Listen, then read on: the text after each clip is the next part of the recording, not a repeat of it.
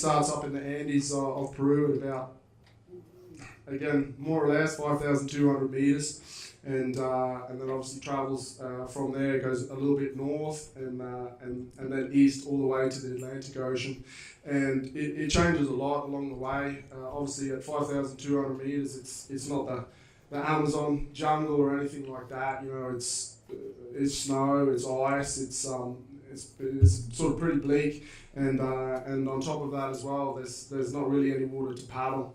So the first 3 weeks, more or less, we're on foot because there's just not enough water to paddle, you know. So I'll scroll through these. That's not it, but more or less it could have been like that. And then after that first 3 weeks, we're another month on whitewater. So the boat that we used was a 14-foot inflatable whitewater raft, and so that was a month of some pretty hectic stuff. That's not it. That's not it. Sorry. That was one of those ones that I thought might be on there. But that is also an expedition. That was when we got lost in Ethiopia. But pretty convenient to get to this photo, which is, I really dig this photo because this is after 3 weeks of walking. We ended up at this town called Pilpinto. And we put in actually just below where you can see those rocks or the rapids there. We put in a little bit below there from this town, and that's where we started paddling proper on this whitewater. And it was a month of probably the most scary time of my life. You know, this river is called the Apurimac River. In Quechua language, it means the divine voice or the voice of God. And yeah, it's pretty hectic. You can see the size of these mountains there, and this river is at the base, more or less, of these mountains. And so in terms of portage or in terms of getting out of the river, if things go bad, it's either very difficult or impossible. So for that next month, it was pretty hectic. And then of course we had 3 months of flat water, which wasn't so hectic. It's pretty mind-numbing at times, but sometimes exciting, you know, getting shot at or big storms and things like that. So yeah, that's how I started, I suppose, this project of paddling the 7 rivers. You know, the Amazon, out of these 7 longest rivers in the world, is one of the more difficult. So I figure if I can tick that off, and I've only got 6 more to go. In between, I guess moving on to my next big river, in 2010, I went to Iran, and you know, see what's coming up next. Oh, there you go. Well, I'll touch on this as well. So this is on that river that I told you about, the Apurimac, which is on the upper Amazon, and in this particular case, we got it pretty well wrong, and we wrapped our raft around some boulders, and we just couldn't get it off. So we unloaded all our gear and camped beside it for the night, and then in the morning spent the whole day trying to get the boat off, and it was slowly getting sucked down between me and Nath. They're getting sucked down between boulders. And in the end, you know, we tried to deflate sections and it wouldn't work. So in the end, Nath got his knife and stabbed the boat a couple of times to let some more air out, and then we got it off and fixed the patches and then went away again. But sorry, and then back to Iran. I wish I knew what photo was next, but well, this is good. Keep it random because I want to know how remote were you at that stage where you had to. Definitely very remote. Again, it was because of the nature of that river and the nature of these canyons that you're in. If we had to walk out from there. You know, there was another time similar to this where we lost our boat for 2 days, and all we had was what we were wearing in these photos. I even lost my shoes.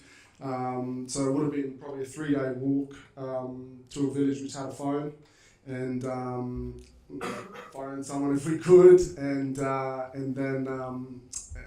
then wait for a pickup, I suppose. So it's, I guess the isolation stems from the nature of at the bottom of these canyons, these mountains sort of thing. So yeah, for that month of whitewater, it was pretty scary. I cried twice or 3 times, I think.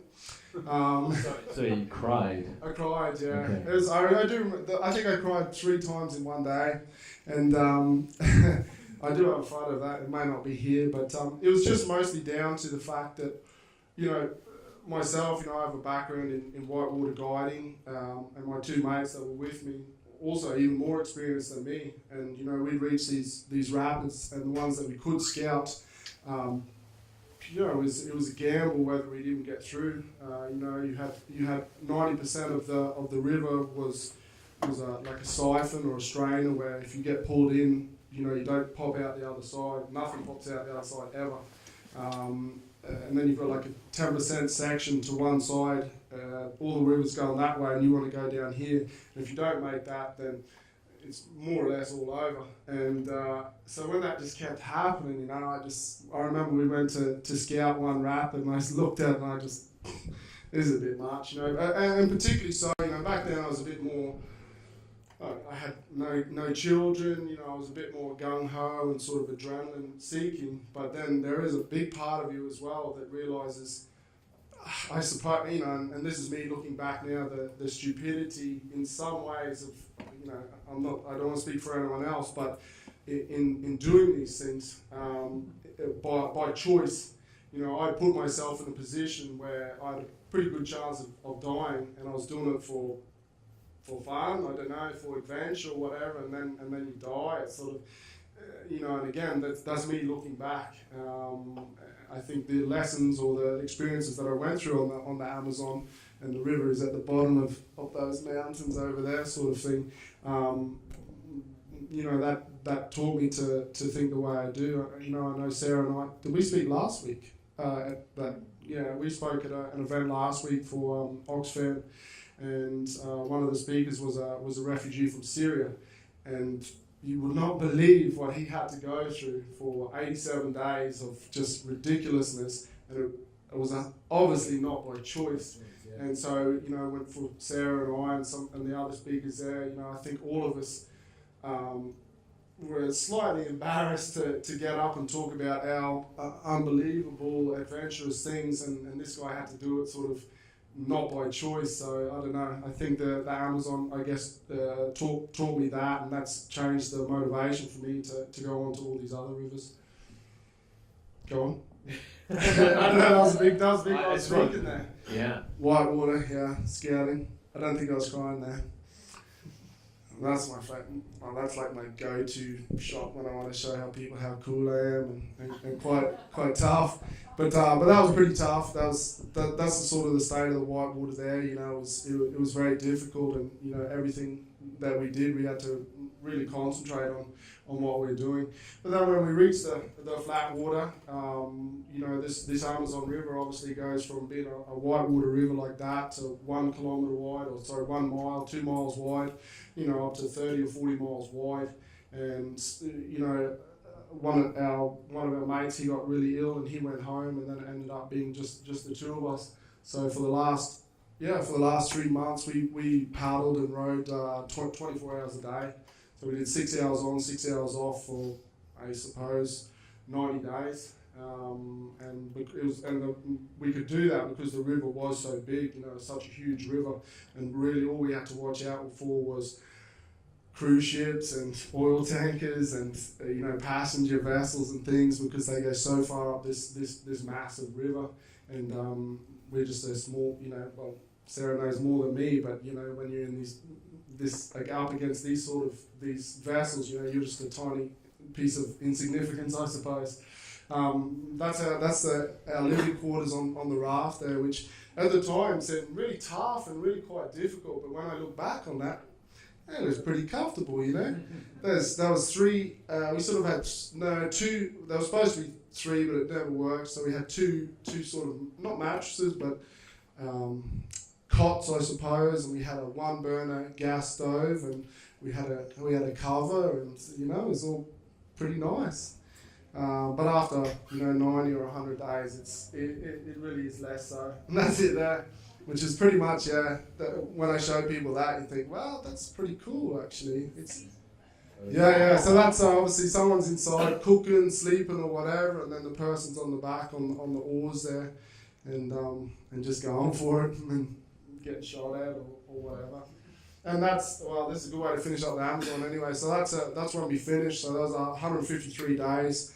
We reached the mouth and came around outside and went up a small inlet, pulled over and then unloaded all our gear. And so the boat there probably has about, I think it ended up with about 40 punctures, which we repaired. And Nath lives in Australia, in Tasmania now, running his own guiding business. And he still uses that boat.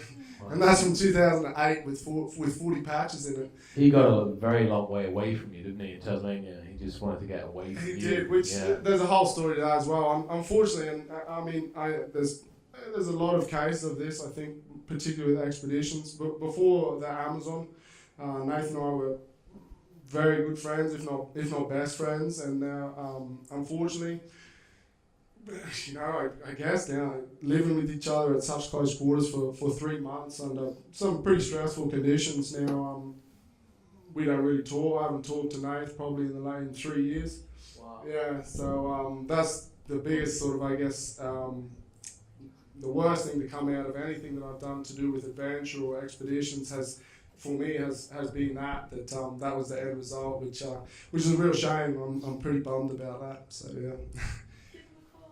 I trust me. It's me. Okay, God.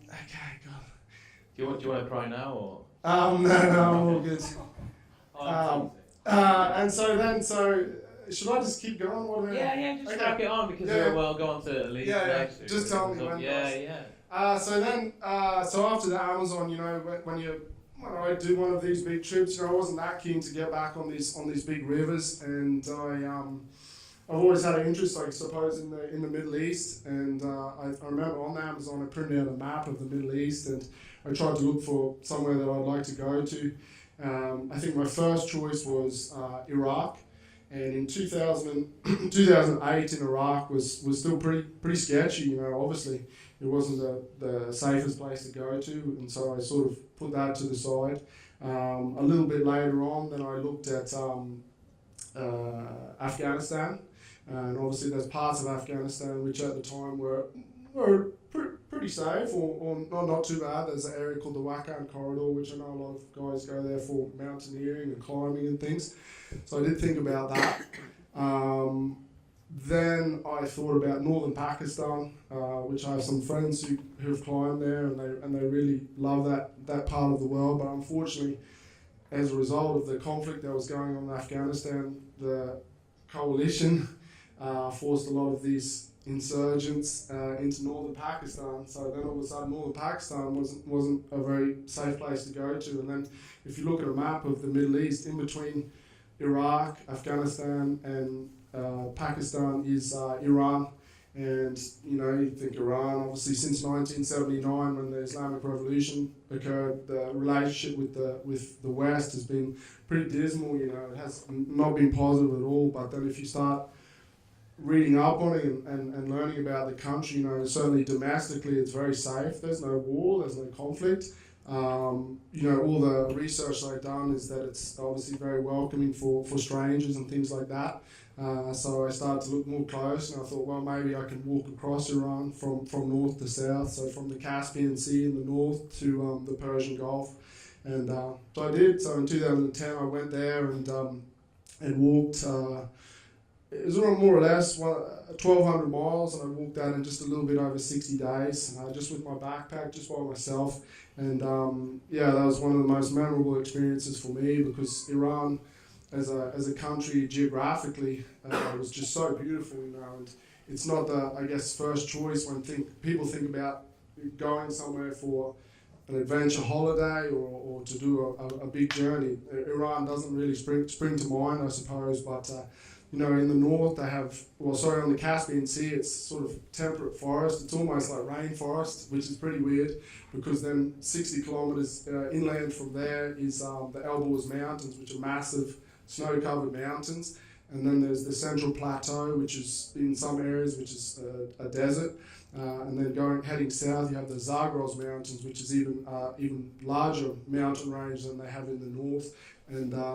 And then obviously you reach the Persian Gulf, and I was able to cross all of those things. But I think the biggest part for me, which I guess started when I was on the Amazon, was the people. You know, we don't. I'm sure Sarah probably touched on it in her talk, but you know, it's impossible to go off into these different places and think that you're going to get by or get through on these long journeys without help from the people that you meet. And in Iran, it was just really out of hand, the hospitality and the generosity that I was shown, and it just, you know, it just really blew my mind. So my walk across Iran was fantastic. That's not Iran. That's Iran. And so that's just one of my camps. That's near the sort of midway near Esfahan, which is a really beautiful city.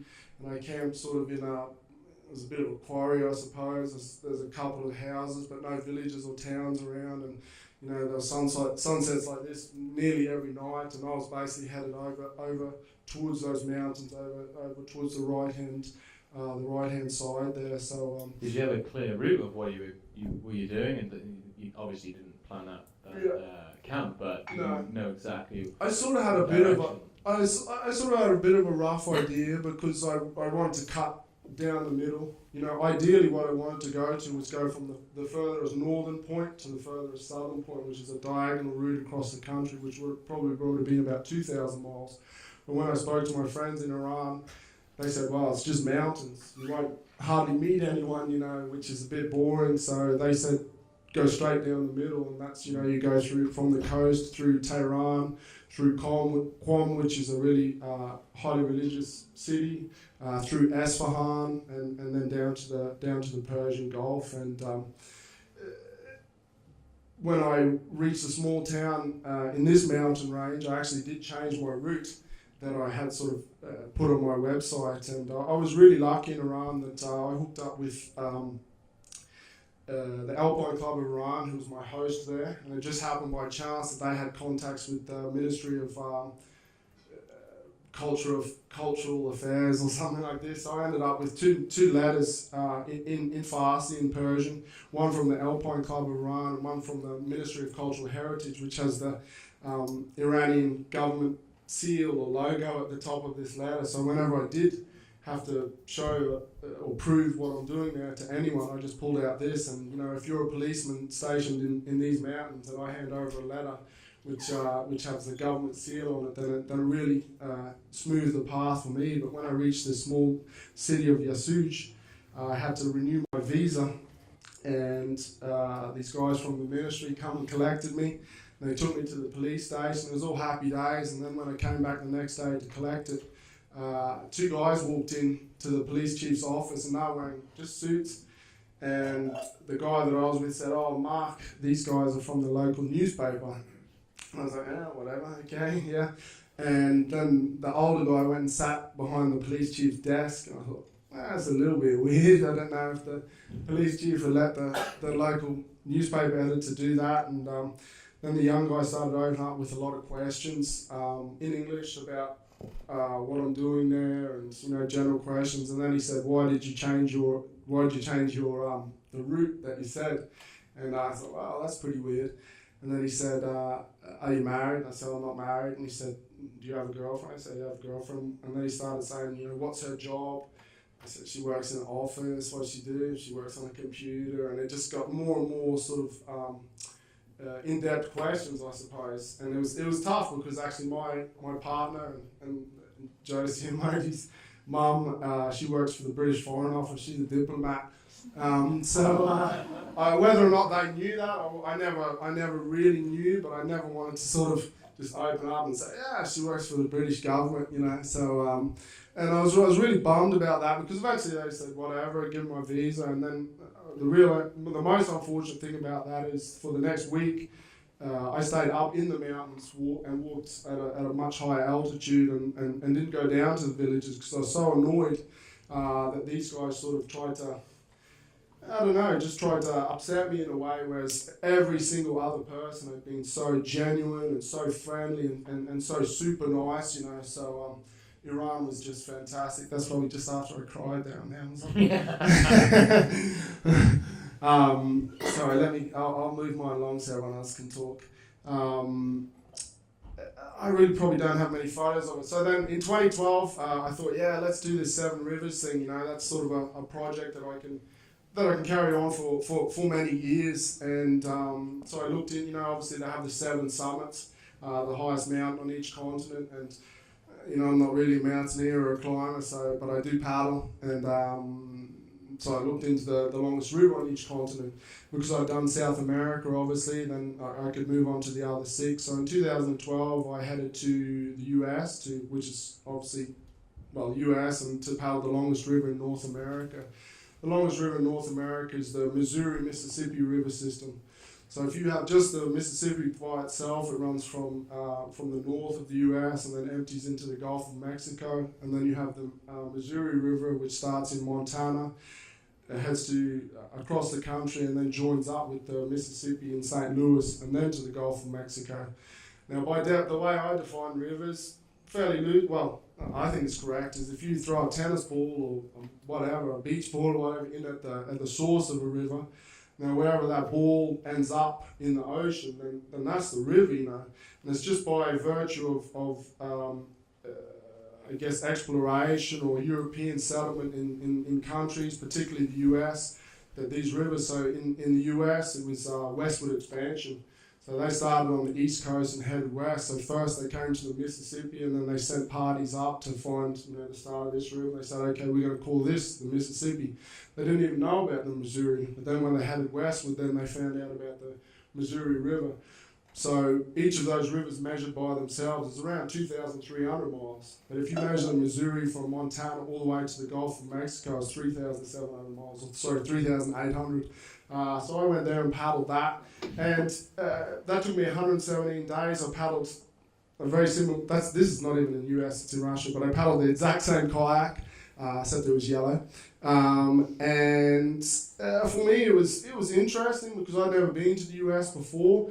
Obviously, we have a lot of influence from US culture and things like that, but it's not until you travel to places like Montana or North Dakota, South Dakota, Nebraska, Missouri, New Orleans, and things like that. You really, for me anyway, Missouri is not California, it's not Los Angeles. There's a different sort of place, and so in terms of experiencing a different culture, then for me traveling to the US was really enlightening. It wasn't dangerous like the Amazon or anything like that, but and the weirdest thing about going to paddle that river is that this is my claim to fame. I'm not in the Guinness Book of Records like Sarah, but and again, this is just by pure fluke. People have been paddling the Missouri River and the Mississippi River for years. Many years. But from the source that I started at, which was actually discovered 100 years ago, but it was sort of laid in the background. So I made the first descent of the longest river in the US, which I don't try and go on about. I thought I'd just throw it in there, and mostly because in the US they're not entirely excited. I don't think that are non-American. So I remember when I paddled, and then the second person to do it was a Canadian, and then the third person was from the US, and they were so stoked when she paddled it.